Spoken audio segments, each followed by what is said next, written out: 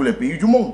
Et nous disons qu'il faut supprimer ces 10 régions, rester avec donc les départements, puis transformer les départements en régions. On en aura donc 58. Autonomiser ces départements et agglomérer les départements voisins qui sont affinitaires pour qu'on n'ait pas besoin de 58.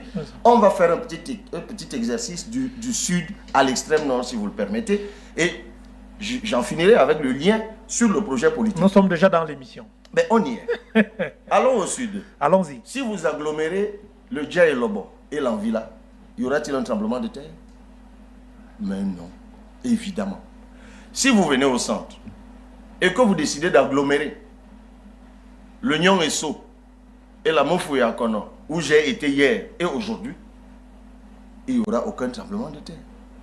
Si vous allez à l'extrême nord et que vous décidez d'agglomérer le Mayo Kani et le Mayo Danaï, où vous avez exactement les mêmes peuples, il n'y aura aucun problème.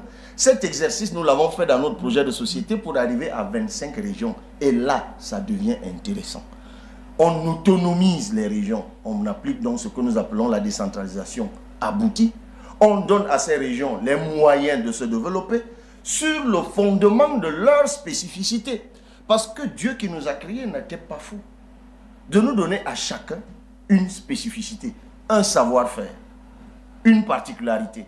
Et le Cameroun ne deviendra donc qu'une puissance que le jour où il deviendra le réceptacle de ce que chacune de ces spécificités régionales apportera. Et ça va régler toute autre chose. Vous ne voyez peut-être pas le lien venir. À la faveur de cette élection présidentielle, nous avons vu quelque chose se dessiner.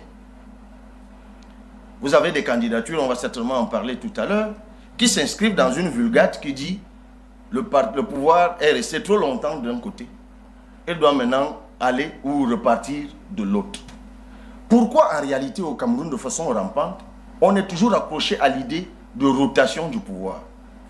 Parce que le pouvoir s'est éloigné de la base. Le pouvoir est à Yaoundé, tiens, on s'y trouve là. Et les gens se battent pour le contrôler à Yaoundé.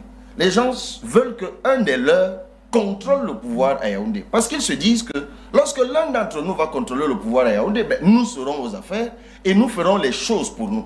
C'est un avatar de la centralisation. Parce que les gens ne voient leur bonheur que par rapport à Yaoundé. Les gens ne voient leur essor que par rapport à Yaoundé. C'est pour cela même que la gestion du pouvoir à Yaoundé est devenue une affaire de partage du gâteau. Les gens se battent pour y être. Alors que, en spécialisant les régions,